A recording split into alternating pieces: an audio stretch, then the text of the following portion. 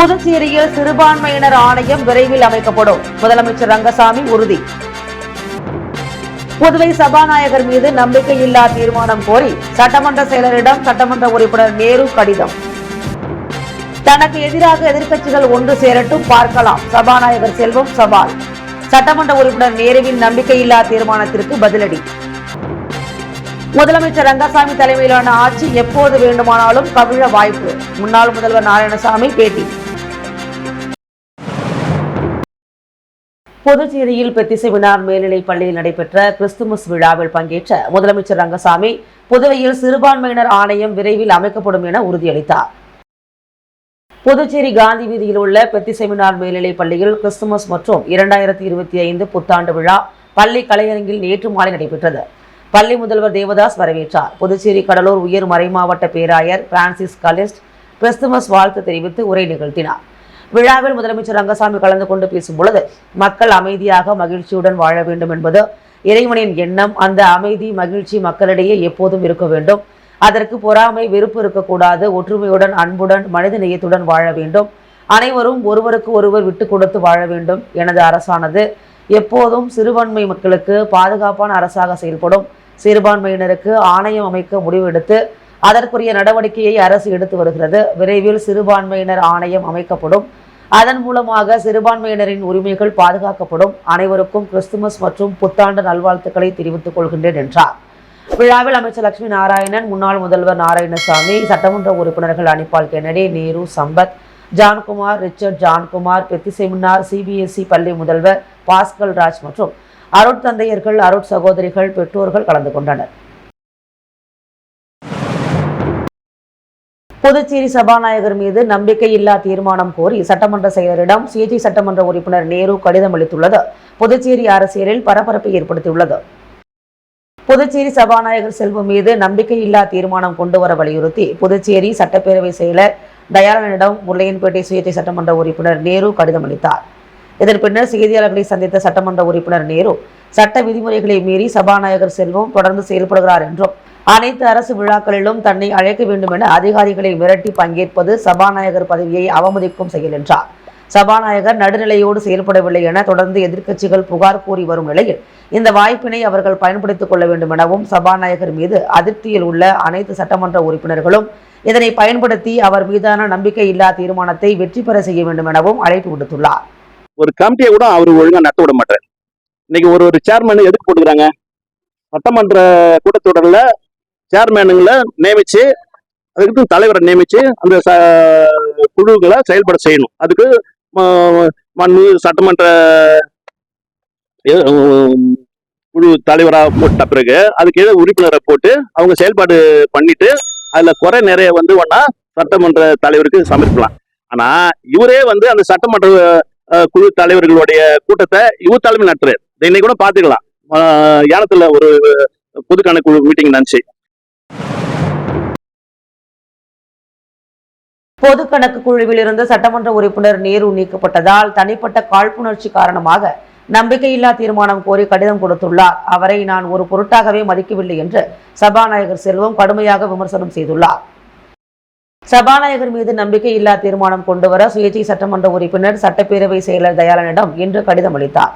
இதுகுறித்த செய்தியாளர்கள் கேள்விக்கு பதிலளித்த சபாநாயகர் செல்வம், பொது கணக்கு குழுவில் இருந்து சட்டமன்ற உறுப்பினர் நேரு நீக்கப்பட்டதால் தனிப்பட்ட காழ்ப்புணர்ச்சி காரணமாக நம்பிக்கையில்லா தீர்மானம் கோரி கடிதம் கொடுத்துள்ளார். அவரை நான் ஒரு பொருட்டாகவே மதிக்கவில்லை என்று சபாநாயகர் செல்வம் கடுமையாக விமர்சித்தார்.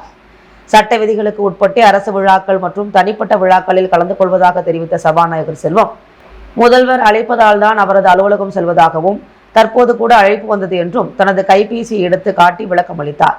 மேலும் நம்பிக்கையில்லா தீர்மானம் குறித்து சட்டப்பேரவை கூடும் போது பேரவை முன் வைக்கப்பட்டு தீர்வு காணப்படும் என்று தெரிவித்த அவர் சட்ட விதிகளுக்கு உட்பட்டுதான் நடந்து கொள்வதாகவும் தெரிவித்தார். சட்டமன்ற உறுப்பினர் நேரு மனு கொடுத்தது அவரது உரிமை என்றும் இது குறித்து அடுத்த சட்டமன்ற கூட்டத்தொடரில் விவாதத்திற்கு வைக்கப்படும் என்றார். தனக்கு எதிராக எதிர்க்கட்சிகள் ஒன்று சேரட்டும், பார்க்கலாம் என சபாநாயகர் செல்வம் சவால் விடுத்துள்ளார்.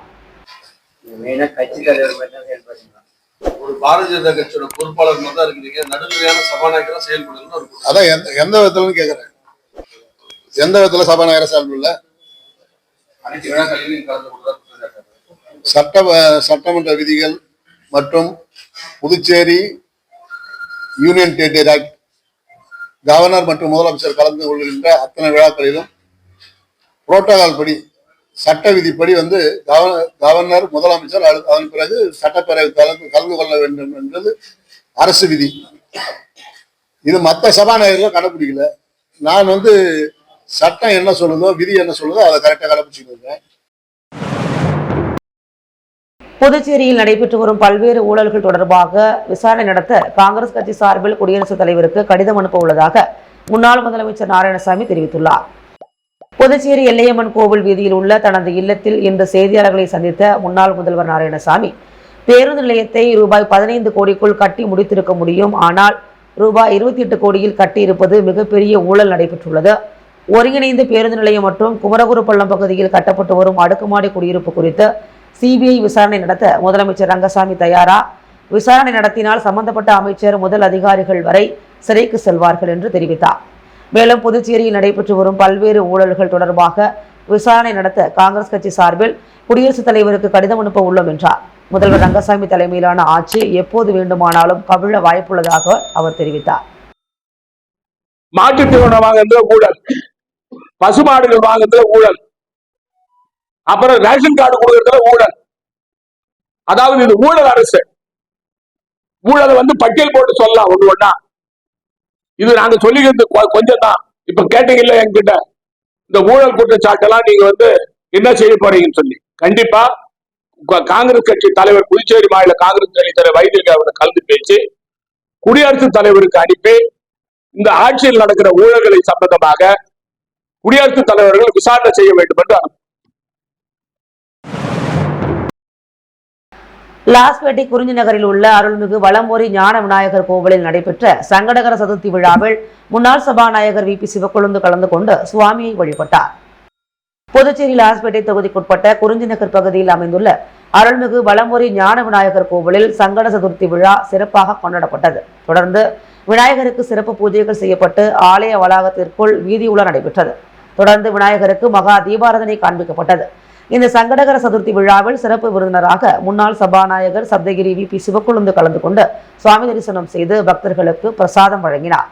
இதில் கோவில் நிர்வாகிகள் மற்றும் ஊர் பெரியவர்கள் கலந்து கொண்டு சுவாமியை வழிபட்டனர். முன்னதாக ஆலய நிர்வாகம் சார்பில் முன்னாள் சபாநாயகர் வி.பி. சிவக்கொழுந்துவிற்கு மாலை அணிவித்து சிறப்பான முறையில் வரவேற்பு அளிக்கப்பட்டது. புதுச்சேரியில் ஓய்வு பெற்ற ஆசிரியரின் கண்கள் அரவிந்தர் கண் மருத்துவமனைக்கும் உடல்கள் இந்திரா காந்தி அரசு மருத்துவக் கல்லூரிக்கும் தானமாக வழங்கப்பட்டுள்ளது. புதுச்சேரி கொசப்பாளையம் திருமால் நகர் செகண்ட் கிளாஸை சேர்ந்த சிவசங்கரன் மனைவி ஓய்வு பெற்ற ஆசிரியர் நலாயினி தேவி நேற்று இரவு இயற்கை எய்தினார். அவர் தனது இறப்புக்கு முன்பே தனது பேரனிடம் தனது இறப்புக்கு பின் தனது உடல்களை தானமாக வழங்க வேண்டும் என்று கூறியுள்ளார். அவர்களின் மகன் ராஜேஷ் கண்ணா தனது தாயின் விருப்பப்படி உடலை மருத்துவக் கல்லூரி மாணவர்களின் ஆராய்ச்சிக்காக தானமாக வழங்குவதற்காக முன்வந்து ரெட் கிராஸ் சொசைட்டி புதுச்சேரி கிளை நிர்வாக குழு உறுப்பினர் ஐயனாரை தொடர்பு கொண்டார். அவரின் வழிகாட்டுதலின்படி அம்மையாரின் குடும்பத்தினர் ஒப்புதலுடன் அவரின் கண்கள் அரவிந்த் கண் மருத்துவமனை கண் வங்கிக்கு 4 நபர்களுக்கு கண் பார்வை கிடைக்க தானமாக வழங்கப்பட்டது. மற்றும் மருத்துவம் படிக்கும் மாணவர்களுக்காக மருத்துவ ஆராய்ச்சிக்காக உடல் தானம் அவரின் உடல் Indian red cross society Puducherry கிளை சேர்மன் டாக்டர் லட்சுமிபதி தலைமையில் நிர்வாக குழு உறுப்பினர் ஐயனார், ஆயுட்கால உறுப்பினர் ராஜசேகரன், இரத்த தானம், கண் தானம், உடல் தானம் பதிவு ஆலோசகர் கந்தசாமி மற்றும் குடும்பத்தினர், நண்பர்கள், தன்னார்வலர் ஞானவேல், முரளி இணைந்து அவரின் பூத உடலுக்கு அஞ்சலி செலுத்து கண் தானம், உடல் தானம் அவசியத்தை எடுத்து கூறி நன்றி தெரிவித்து வீரவணக்கம் செலுத்தப்பட்டது. பின்பு கதிர்காமத்தில் உள்ள இந்திரா காந்தி அரசு மருத்துவக் கல்லூரிக்கு அம்மையாரின் குடும்பத்தினர் விருப்பத்தின்படி உடல் தானமாக வழங்கப்பட்டது. பேராசிரியர் அன்பழகன் பிறந்தநாள் விழாவையொட்டி அவரது உருவப்படத்திற்கு திமுக அமைப்பாளர் சிவா தலைமையில் நிர்வாகிகள் மலர் தூவி மரியாதை செலுத்தினர். திமுக முன்னாள் பொதுச் செயலாளர் மறைந்த பேராசிரியர் அன்பழகனின் 102வது பிறந்தநாள் விழா புதுச்சேரி மாநில திமுக சார்பில் இன்று கடைபிடிக்கப்பட்டது. லப்போத் வீதியில் உள்ள திமுக தலைமை அலுவலகத்தில் நடைபெற்ற பிறந்தநாள் நிகழ்ச்சியில் மாநில கழக அமைப்பாளரும் சட்டமன்ற எதிர்க்கட்சி தலைவருமான சிவா தலைமையில் திமுகவினர் அலங்கரித்து வைக்கப்பட்டிருந்த பேராசிரியர் அன்பழகன் திருவுருவப் படத்திற்கு மலர் தூவி மரியாதை செலுத்தினர். இந்நிகழ்ச்சியில் அவைத்தலைவர் எஸ்.பி. சிவகுமார், மாநில துணை அமைப்பாளர் சட்டமன்ற உறுப்பினர் அனிபால் கென்னடி, பொருளாளர் சட்டமன்ற உறுப்பினர் செந்தில்குமார், மாநில இளைஞரணி அமைப்பாளர் சட்டமன்ற உறுப்பினர் சம்பத், துணை அமைப்பாளர் மற்றும் அணிகளின் தலைவர்கள், துணைத் தலைவர்கள், துணை அமைப்பாளர்கள், தொண்டர்கள் கலந்து கொண்டு பேராசிரியர் அன்பழகன் திருவுருவப் படத்திற்கு மலர் தூவி மரியாதை செலுத்தினர். புதுச்சேரி அரசு ஊழியர் சம்மேளனத்தின் 50ஆம் ஆண்டு துவக்க விழாவையொட்டி மயிலாட்டம் கரகாட்டத்துடன் ஊர்வலம் நடைபெற்றது. புதுச்சேரி அரசு ஊழியர் சங்கங்களின் சம்மேளனத்தின் 50வது ஆண்டு துவக்க விழாவையொட்டி நேற்று பல்வேறு நிகழ்ச்சிகள் நடத்தப்பட்டன.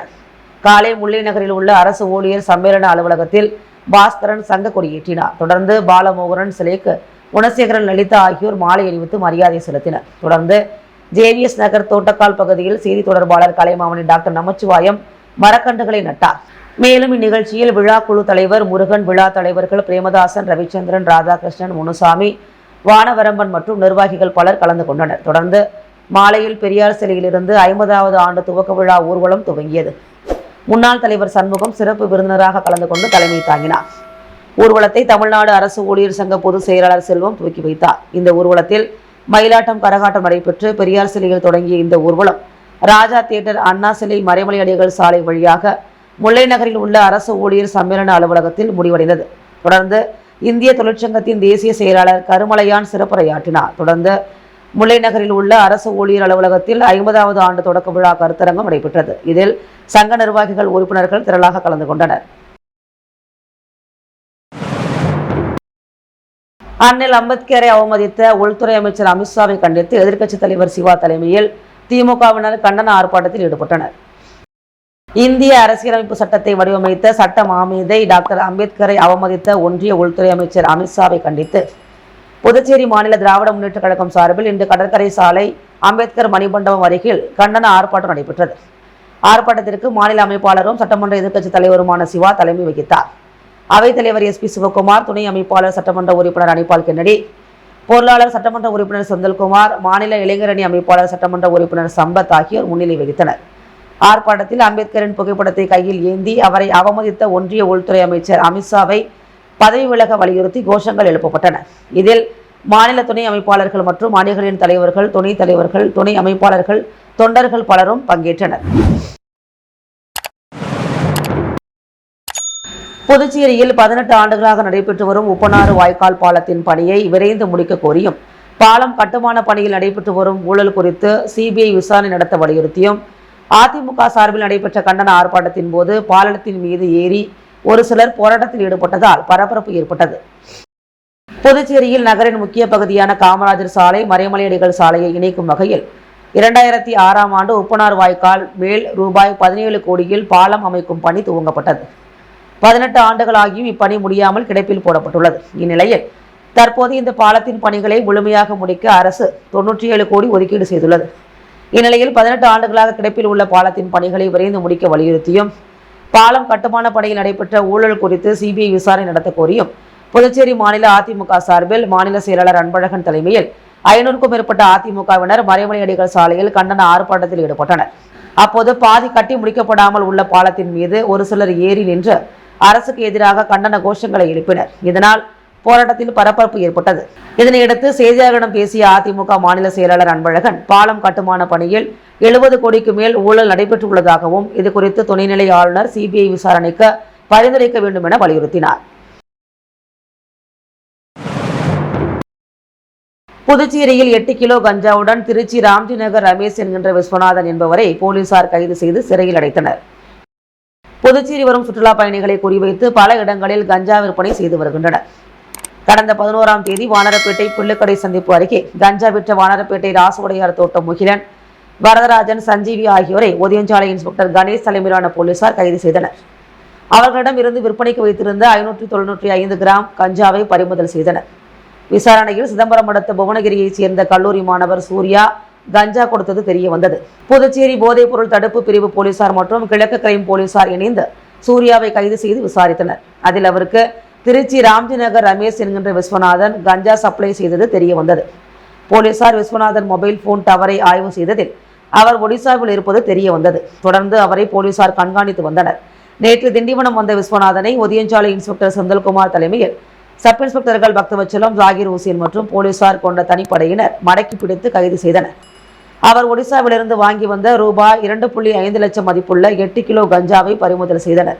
விஸ்வநாதனை நீதிமன்றத்தில் ஆஜர்படுத்தி சிறையில் அடைத்தனர். இவ்வழக்கில் தலைமறைவான சரத் என்பவரை தனிப்படை போலீசார் தேடி வருகின்றனர். டாக்டர் அம்பேத்கரை அவமதிக்கும் வகையில் பேசிய மத்திய அமைச்சர் அமித்ஷாவை கண்டித்தும் பதவி விலக கோரியும் புதுச்சேரி விடுதலை சிறுத்தை கட்சியினர் 200க்கும் மேற்பட்டோர் சாலை மறியல் போராட்டத்தில் ஈடுபட்டனர். அவர்களை போலீசார் கைது செய்தனர்.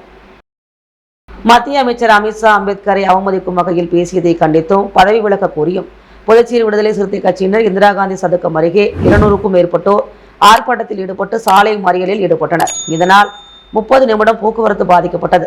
மறியல் போராட்டத்தில் தமிழ்நாடு புதுச்சேரி அமைப்பு செயலாளர் தலையாரி, புதுச்சேரி மாநில பொருளாளர் தமிழ்மாறன், தலைமை நிலைய செயலாளர், தேர்தல் பணிக்குழு மாநில செயலாளர், கருத்தியல் பரப்பு மாநில செயலாளர் ஆதவன், தலைமை அலுவலக செயலாளர் மற்றும் தொகுதி செயலாளர், துணைநிலை அமைப்பு மாநில செயலாளர், மகளிர் விடுதலை இயக்க மாநில அமைப்பு பொறுப்பாளர்கள் மற்றும் விடுதலை சிறுத்தை கட்சியின் தோழர்கள் கலந்து கொண்டு கண்டன கோஷங்களை எழுப்பி சாலை மறியலில் ஈடுபட்டதால் பரபரப்பு ஏற்பட்டது. கனமழையால் சேதமடைந்த கூரை வீடுகளுக்கு ரூபாய் 20,000 நிவாரணம் வழங்க வேண்டும் என சட்டமன்ற உறுப்பினர் அனிபால் கென்னடி வலியுறுத்தியுள்ளார். புதுச்சேரி உப்பளம் தொகுதி சட்டமன்ற உறுப்பினர் அனிபால் கென்னடி புதுச்சேரி நூறடி சாலையில் உள்ள தாசில்தார் அலுவலகத்தில் தாசில்தார் பிருத்திவியை சந்தித்து அளித்துள்ள மனுவில் புயல் மற்றும் கனமழையால் உப்பளம் தொகுதி கடும் பாதிப்பு ஏற்பட்டுள்ளது. தாழ்வான பகுதிகளில் மழைநீர் சூழ்ந்துள்ளது. ஏழை மக்களின் கூரை வீடுகள் பெரும் பாதிப்பு ஏற்பட்டுள்ளது. பல இடங்களில் வீட்டு உபயோகப் பொருட்கள் சேதமடைந்தது. சேதமடைந்த கூரை வீடுகள் ஒன்றுக்கு ரூபாய் 20,000 நிவாரணம் வழங்க வேண்டும் என வலியுறுத்தினார். அப்போது திமுக நிர்வாகிகள் பலர் உடனிருந்தனர். புதுச்சேரி நெல்லித்தோப்பு முத்தாலம்மன் ஆலயத்தில் எழுந்தருளி இருக்கும் ஸ்ரீ அகத்தியருக்கு அபிஷேக ஆராதனை, கூட்டு பிரார்த்தனை, அன்னதானம் நடைபெற்றது. ஸ்ரீ அகத்தியர் சன்மார்க்க சங்கம் புதுச்சேரி சார்பாக மகரிஷி ஸ்ரீ அகத்தியர் குரு ஜெயந்தி விழாவை முன்னிட்டு இன்று புதுச்சேரி நெல்லித்தோப்பு சிக்னல் அருகே அமைந்துள்ள முத்தாலம்மன் ஆலயத்தில் எழுந்தருளி இருக்கும் ஸ்ரீ அகத்தியருக்கு பல்வேறு வாசனை திரவியங்கள் கொண்டு அபிஷேகம் நடைபெற்றது. தொடர்ந்து சுவாமிக்கு மகா தீபாராதனை காண்பிக்கப்பட்டு கூட்டு பிரார்த்தனை நடைபெற்றது. இதில் திரளான பக்தர்கள் கலந்து கொண்டு சுவாமியை வழிபட்டனர். பின்னர் பூஜையில் கலந்து கொண்ட அனைவருக்கும் அன்னதானம் வழங்கப்பட்டது. இவ்விழாவில் சிறப்பு விருந்தினராக முன்னாள் காவல்துறை ஐஜி டாக்டர் விஜே சந்திரன் கலந்து கொண்டு சுவாமியை வழிபட்டார். மேலும் அகத்தியர் சன்மார்க்க சங்க பொறுப்பாளர் மணிகண்ட ராஜா, ஜோதி ஜுவல்லரி சாந்தி கணேஷ், ஹரிஹரன், சித்ரா, முருகன், உமா வைத்தியநாதன், ரமேஷ், சிவா, முனுசாமி மற்றும் ஊர் பொதுமக்கள் விழாவில் கலந்து கொண்டு சிறப்பித்தனர். நெசவாளர் நகர் பகுதியில் அமைந்துள்ள சிவசக்தி வலம்புரி விநாயகர் ஆலயத்தில் சங்கடகர சதுர்த்தியை முன்னிட்டு சிறப்பு பூஜைகள் நடைபெற்றது. புதுச்சேரி மாநிலம் லாஸ்பேட்டையில் நெசவாளர் நகர் பகுதியில் அமைந்துள்ள அருள்மிகு ஸ்ரீ சிவசக்தி வலம்புரி விநாயகர் ஆலயத்தில் மார்கழி மாதம் சங்கடகர சதுர்த்தியை முன்னிட்டு விநாயகருக்கு பால், தயிர், தேன், சந்தனம், பன்னீர், கரும்புச்சாறு, அரிசி மாவு, இளநீர், அபிஷேக பொடி, பஞ்சாமிர்தம் போன்ற வாசனை திரவியங்கள் கொண்டு அபிஷேகம் மற்றும் ஆராதனையுடன் சிறப்பு பூஜை சிறப்பாக நடைபெற்றது. பொதுமக்கள் அனைவருக்கும் பிரசாதம் வழங்கி மாணவ மாணவிகளுக்கு நோட்புக், பேனா, மினி டைரிகள், ஸ்டேஷனரி பொருட்கள் வழங்கப்பட்டது. இந்த நிகழ்ச்சியின் ஏற்பாட்டை புதுவை மாநிலம் லாஸ்பேட்டையில் உள்ள மோகனக்கண்ணன் புக் ஸ்டால் உரிமையாளர் மோகன், ராஜேஸ்வரி மற்றும் குடும்ப உறுப்பினர் சிறப்பாக செய்திருந்தனர். முத்து கோல்ட் ஹவுஸ் வழங்கும் தங்கம் மற்றும் வெள்ளி விலை நிலவரம். தங்கம் 1 கிராம் 7,070 ரூபாய், வெள்ளி 1 கிராம் 96 ரூபாய். புதுச்சேரியில் சிறுபான்மையினர் ஆணையம் விரைவில் அமைக்கப்படும், முதலமைச்சர் ரங்கசாமி உறுதி. புதுவை சபாநாயகர் மீது நம்பிக்கையில்லா தீர்மானம் கோரி சட்டமன்ற செயலரிடம் சட்டமன்ற உறுப்பினர் நேரு கடிதம். தனக்கு எதிராக எதிர்க்கட்சிகள் ஒன்று சேரட்டும், பார்க்கலாம், சபாநாயகர் செல்வம் சவால். சட்டமன்ற உறுப்பினர் நேருவின் நம்பிக்கையில்லா தீர்மானத்திற்கு பதிலடி. முதலமைச்சர் ரங்கசாமி தலைமையிலான ஆட்சி எப்போது வேண்டுமானாலும் கவிழ வாய்ப்பு, முன்னாள் முதல்வர் நாராயணசாமி பேட்டி. உப்பனாறு பாலம் கட்டுமான பணியில் நடைபெற்று வரும் ஊழல் குறித்து சிபிஐ விசாரணை நடத்த கோரி அதிமுக பாலத்தின் மீது ஏறி கண்டன ஆர்ப்பாட்டம். புதுவையில் 8 கிலோ கஞ்சாவுடன் திருச்சி வாலிபர் கைது, தலைமறைவான மற்றொரு நபருக்கு போலீசார் வலை.